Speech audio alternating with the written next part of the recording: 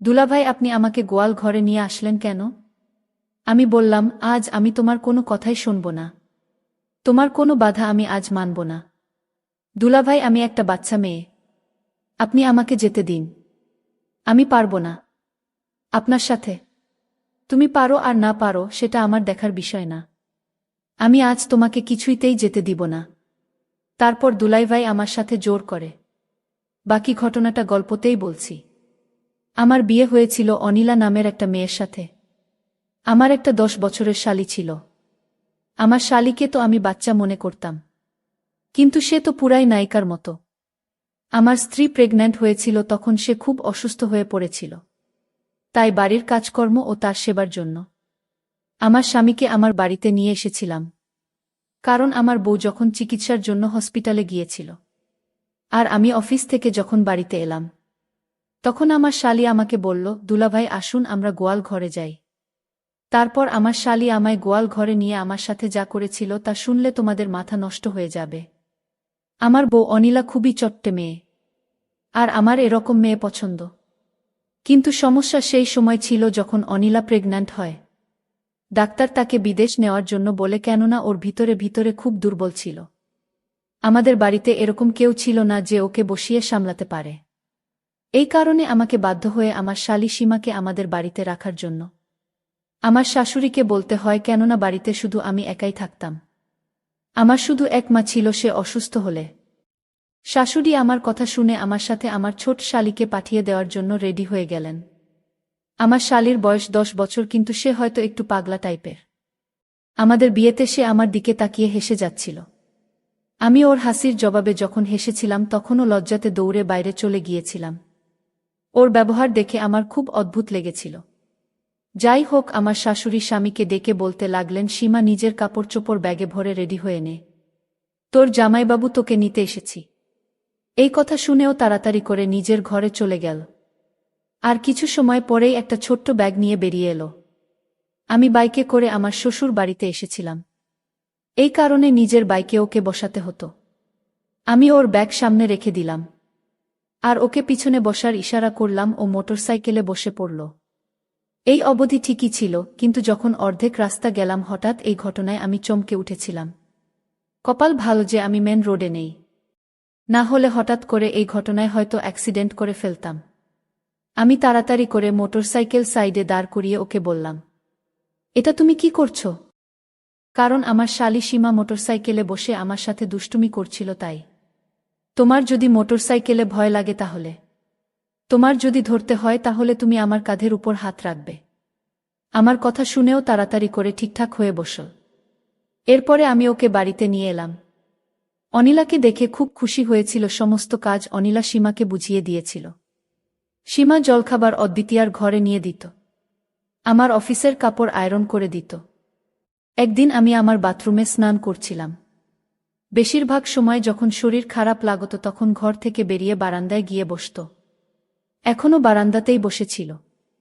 আমি বাথরুম থেকে বেরিয়ে হঠাৎ ঘরের মধ্যে সীমাকে দেখে রাগে আমার অবস্থা খারাপ হয়ে গেল।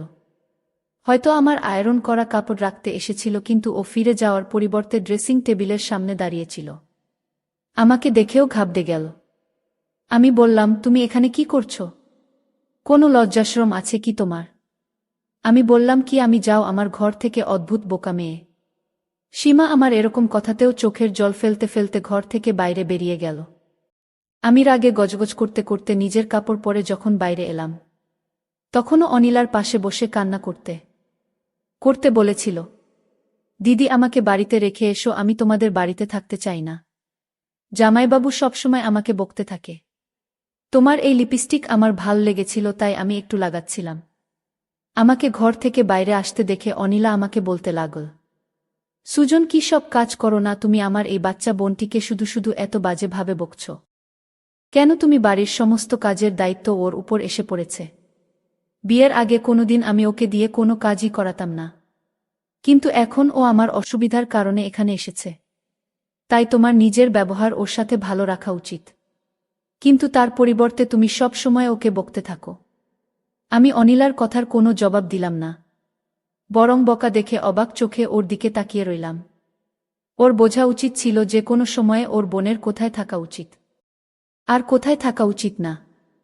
আমি জলখাবার না খেয়ে অফিসে চলে গেলাম। আমার হৃদয় থেকে বিরক্তি অনুভব হতো, কেননা ওর কাণ্ডকারখানা কিছুটা সেরকমই ছিল। একবার আমি ক্লান্ত হয়ে অফিস থেকে তাড়াতাড়ি বাড়িতে এসে দেখলাম সীমা ঘরের দরজা বন্ধ। আমার মনে হলো হয়তো নিজের ঘরে আছে। আমি নিজের ঘরে ঢুকে দেখলাম অনিলা চাদর দিয়ে মুখ থেকে ঘুমিয়ে আছে। যখন থেকে অনিলা প্রেগনেন্ট হয়েছে তখন থেকেই আমাকে কাছে আসতে দিত না। বলতো ডাক্তার সাবধানে থাকতে বলেছে। যদি ওকে দেখে আমার হৃদয়ে অন্য কিছু করার ইচ্ছা হতো। তাই আমি দরজা লক করে অফিসের ব্যাগ এক সাইডে রাখলাম আর বিছানায় উঠে সীমার পাশে গিয়ে শুয়ে পড়লাম। তখন সে বলল, দুলাভাই, আপনি আমার রুমে কেন? আপনি এখানে কেন আসলেন? আপনার সাথে আমার আর কোনো কথা নেই। আমি বললাম, তুমি এমন করছো কেন? তুমি আমার সাথে কেন রাগ করছো? তখন সীমা বলল, দুলাভাই, আপনি আমার সাথে শুধু ব্যবহার খারাপ করেন। আমি বললাম, ঠিক আছে, আমি তোমাকে আর কখনো বকা দিব না। তখন সীমা বলল, তাহলে দুলাভাই আমার একটা কথা রাখবে। আমি বললাম, কি কথা? সীমা বলল, দুলাভাই, আপনাদের গোয়াল ঘরে কি থাকে? আমি বললাম, গোয়াল ঘরে তো শুধু গরু থাকে। আমার শালি তখন বলল, তাহলে দুলাভাই, ওই গোয়াল ঘরে আমার একটা কাজ আছে আপনারে নিয়ে। আমি বাচ্চা মেয়ের কথা শুনে অবাক হলাম। বলে, কি গোয়াল ঘরে কেন? সীমা বলল, গেলেই বুঝতে পারবেন। এর কিছুদিন পর আমি অফিস থেকে ফিরে এসে দেখলাম আমার স্ত্রী কোথায় জানি গিয়েছিল। আমি বললাম, তুমি কোথায় গিয়েছিলে? ও বলল, আমার পেটে খুব অস্বস্তি হচ্ছিল। এই কারণে পাশের বাড়ির মাসিমাকে নিয়ে ডাক্তারের কাছে গিয়েছিলাম। তাদের গাড়ি আছে, তাই তাকে নিয়ে ডাক্তারের কাছে চেক আপ করিয়ে এখনই ফিরলাম। আমি বললাম, ডাক্তার কি বলল? ও বলল, ডাক্তার বলেছে এই সময়ে রকম একটু হতে পারে। তিনি কিছু ওষুধ লিখে দিয়েছেন। দিন দিন ওকে খুব দুর্বল মনে হচ্ছিল। আমি অনিলাকে বললাম, তুমি আরাম করো, আমি এখনই আসছি। আমি নিজের কাপড় বদলে ঘর থেকে বাইরে বেরিয়ে এলাম। সীমা সেই সময় রান্না বান্না করতে ব্যস্ত ছিল। আমি ওর কাছে এসে দাঁড়িয়ে পড়লাম। আমাকে দেখে ওর মুখের রং বদলে গেল। আমি নিজের মাথা নিচু করে নিলাম, কেননা তার কথা আমি রাখিনি। সে বলেছিল গোয়াল ঘরে যেতে। আমার মনে মনে জানতে ইচ্ছা করছে, সেই গোয়াল ঘরে কেন যেতে চায় একটা বাচ্চা মেয়ে? যাই হোক, আমি চাইতাম না এই কথাটা অনিলা অবধি পৌঁছাতে। তাই ওকে বললাম, তুমি যে গোয়াল ঘরে যেতে চাও, বোনকে কোনো সময় বলবে না। আমার গলার স্বর কিছুটা কঠিন হয়ে গেল, আরও চুপ থাকল। তারপরে আমার অনুভব হলো যে এই কথাটা আমার কিছুটা নরম স্বরে বলা উচিত। তাই আমি বললাম, দেখো, তুমি গোয়াল ঘরে যেতে চাও কেন?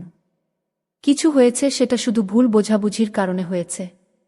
একে তো তোমার আমার কথা শোনা উচিত হয়নি। একদিন রাতে দুলাভাই ভুল করে আমার রুমে চলে আসে। আর আমি তো একটা বাচ্চা মেয়ে। আমি চাদর মুখে দিয়ে শুয়ে রইলাম। দুলাভাই আমার বোনের ঘর মনে করে আমার ঘরে চলে আসছে। কিন্তু আমি তো জানতাম সে একটা বাচ্চা মেয়ে। কিন্তু আমার সাথে যে কার্যকলাপটা ঘটল সেটা দেখে আমার হুঁশ হয়ে গেল। সীমা বিভোর ঘুমে ছিল।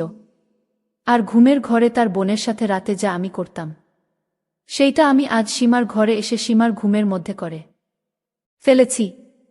যখন সকাল হলো সীমা সব বুঝতে পেরেছিল। আমার মনে হয়েছিল যে তুমি অনিলা, কিন্তু তারপরেও যা কিছু হয়েছে তার জন্য আমি তোমার কাছে ক্ষমা চাইছি। কিন্তু প্লিজ এই কথাটা অনিলাকে বলো না। আমার নরম স্বরে কথা শুনে ও বলতে লাগল, আমাকে অনিলা দিদি বলেছিল যে আমি যেন তার ঘরে থাকি। আমি বললাম, যাই হোক, যা কিছু হয়ে গেছে সেটা ভুলে যাও। তো সঙ্গে সঙ্গে আমার কথা মেনে নিল।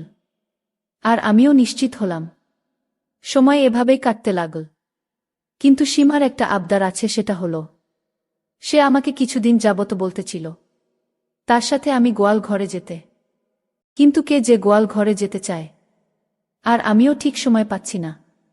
কোনো সময় যাব। সে আমাকে বলেছিল ওই দিনের রাতের ঘটনাটা তার দিদিকে বলবে না যদি আমি তার সাথে গোয়াল ঘরে যাই। এসব ভাবতে ভাবতে এদিকে আমার স্ত্রীর অবস্থা আবার ঠিক বলে মনে হচ্ছিল না। সময় যত কাটতে লাগল, শ্বাস নিতেও ততই কষ্ট হতে লাগল। ওর শরীরে রক্তের খুব অভাব ছিল। প্রায় দিনই ও ভিটামিনের ইনজেকশন দিত। ওর চোখের নিচে কালো ছাপ পড়তে শুরু করেছিল। গায়ের রং ফ্যাকাশে হতে শুরু করেছে। ডাক্তার যমজ বাচ্চার কথা বলেছিল, হয়তো এই কারণেই খুব বেশি দুর্বল হয়ে গিয়েছিল। 9 মাসে তো ওর অবস্থা এমন হয়ে গিয়েছিল যে আমাকে বাড়িতে হুইল চেয়ার নিয়ে আসতে হয়েছিল, কেননা ও একদমই হাঁটতে চলতে পারত না। ডাক্তার অপারেশনের কথা বলেছিল। এই কারণে আমি আর সীমা ওকে হাসপাতালে নিয়ে গেলাম। কিন্তু অপারেশনে অনেক সমস্যার সৃষ্টি হয়েছিল। 1 ঘন্টা পরে লেডি ডাক্তার ঘর থেকে বাইরে নার্সের হাতে 2টা বাচ্চা দিল। নিজের সন্তানকে দেখে আনন্দে পাগল হয়ে গিয়েছিলাম। কিন্তু ডাক্তারের মুখ দেখে আমার হৃদয়ে খটকা লাগল। লেডি ডাক্তার বলতে লাগল, মিস্টার সুজন, আপনার স্ত্রীর অবস্থা খুব খারাপ। এটা শুনে আমি টেনশনে পড়ে গেলাম আর বললাম, ওর কি হয়েছে? তখন তিনি বলতে লাগলেন যে ও সারভাইভ করতে পারছে না। ওর কাছে অল্প কিছু সময় আছে, আপনি প্লিজ গিয়ে তার সাথে দেখা করুন। এটা শুনেই আমার যেন মনে হলো আমার পায়ের নিচ থেকে মাটি বেরিয়ে গেছে। আমি বললাম, এসব আপনি কি বলছেন? কিছুই হতে পারে না। আমি দৌড়ে তার কাছে এলাম এবং দেখলাম খুব কষ্টের শ্বাস নিচ্ছিল। আমি ওর কাছে গেলে ওর চোখ থেকে জল গড়িয়ে বালিশে প্রবেশ করেছিল। আমাকে দেখে ও হালকা একটু হাসার চেষ্টা করল। আমি ওর কাছে গিয়ে বসে পড়লাম। ওর চোখের জল ফেলেই চলছিল। আমি ওর হাত ধরে বললাম, কিছুই হবে না, তোমার দরকার হলে আমি জলের মতো পয়সা খরচ করব। তুমি ঠিক হয়ে যাবে। কিন্তু খুব কষ্টে ভাঙাচোরা শব্দ বলতে লাগল, তুমি যা কিছুই করো না কেন আমি বুঝে গেছি যে আমার কাছে সময় খুব কম। আমার স্ত্রী বলতে লাগল, সুজন প্লিজ আমার বাচ্চাদের জন্য সৎমা নিয়ে এসো না। তার থেকে তুমি সীমাকে বিয়ে করে নিও। ওর কথা শুনে হতভম্ব হয়ে ওর দিকে তাকিয়ে রইলাম। হঠাৎ হওয়া এই অবস্থার জন্য আমি একদম রেডি ছিলাম না। আমি বললাম, এরকম কথা কেন বলছো তুমি? তোমার কিছুই হবে না। ভগবানের জন্য এরকম কথা বলো না। অনিলা হঠাৎ করে নিঃশ্বাস নিতে খুব কষ্ট হচ্ছিল। আমি ডাক্তারকে ডাকতে শুরু করে দিলাম। আমি চিৎকার করে করে সমস্ত স্টাফকে এক জায়গায় করে ফেললাম। ডাক্তার তাড়াতাড়ি নার্সকে ইঞ্জেকশন দিতে বললেন। সমস্ত লোক আশেপাশে দাঁড়িয়েছিল। আমার চোখ দিয়ে জল পড়তে লাগল। কিন্তু এত কিছুর পরেও আমাদের ছেড়ে চলে গেল। আমার গুণটি সেই সমস্ত পুরুষদের মধ্যে হয়তো যারা নিজের স্ত্রীর জন্য সমস্ত স্বপ্ন, সমস্ত আবেগ কন্ট্রোল করতে পারে না। এর সাথে আমার এরকমই বন্ধন ছিল ওর শান্ত স্বভাব। আমার হৃদয়ে ওর জন্য আলাদা জায়গা করে নিয়েছিল। ওর প্রতি আমার গভীর ভালোবাসার কারণে আমি কখনো আমার শালীকে নজর উঠিয়ে দেখিনি। আমি কান্না করে বলতে লাগলাম, তুমি আমাকে এভাবে ছেড়ে দিতে পারো না। সবাই তো আমরা জীবন শুরু করেছিলাম। আমরা একসাথে জীবন কাটাতে চাইতাম, কিন্তু আমাকে ছেড়ে চলে গিয়েছিল। ডাক্তার আমাকে বললেন, আপনি একটু শান্ত হন। এখনো অবধি সীমা এই কথা জানত না যে অনিলা আমাদেরকে ছেড়ে চলে গেছে। যখন আমি ঘর থেকে বাইরে এলাম তখনও বলতে লাগল, দিদির শরীর কেমন আছে? জামাইবাবু? আমার চোখ থেকে জল ঝরছিল। আমি নিজের বাচ্চাকে ওর থেকে নিয়ে ওকে বললাম সে আমাদেরকে ছেড়ে চলে গেছে, আর কখনো ফিরে আসবে না। এটা শোনার সাথে সাথেই সীমা কান্না করতে করতে বলল, আপনি মিথ্যা কথা বলছেন। আমি আমার শাশুড়িকে ফোন করলাম, একটা ভূমিকম্প যাতে আমাদের উপরে পাহাড় ভেঙে পড়েছে। আমার শাশুড়ি কান্না করতে করতে অবস্থা খারাপ করে নিয়েছিল। 3 দিন সীমা আর আমার শাশুড়ি আমার বাড়িতে থাকল। তারপরে আমার শাশুড়ি বলতে লাগলেন, আমি বাচ্চাদেরকে আমাদের বাড়িতে নিয়ে যাই। এখানে ওদের দেখার মতো কেউ নেই। আমি সেই সময় না করলাম না। আমি অনিলার চিন্তায় ছিলাম যে এখনো হাসতে হাসতে বাইরে বের হয়ে বলবে, সুজন তুমি কেন উদাস হয়ে আছো? আমি এখানে তোমার কাছে আছি। 1 মাস পার হয়ে গিয়েছিল, আমি আমার অফিস জয়েন করে নিয়েছি। আমার তখন অনিলার কথা মনে পড়ছিল, কারণ অনিলা বলে গিয়েছিল আমি যেন তার ছোট বোনকে বিয়ে করি। আমি যদি তার কথা না রাখি তাহলে তার আত্মা কষ্ট পাবে। আর তাই আমার শালী সীমাকে বললাম, আমি জানি তুমি কেন গোয়াল ঘরে যেতে চাইতে। তোমার আর গোয়াল ঘরে যেতে হবে না। আজ আমরা এই ঘরেই থাকব, যেভাবে তোমার বোন আমার হয়ে থেকেছিল। সীমাও তার বোনের কথা ভেবে আমার সাথেই রইয়া গেল। বন্ধুরা, আজকের গল্পটি তোমাদের কাছে কেমন লাগলো তা অবশ্যই কমেন্ট করে জানাতে ভুলবেন না। আর এরকম নতুন নতুন গল্প পাওয়ার জন্য আমার চ্যানেলটিকে সাবস্ক্রাইব করে পাশে থাকবেন। ধন্যবাদ।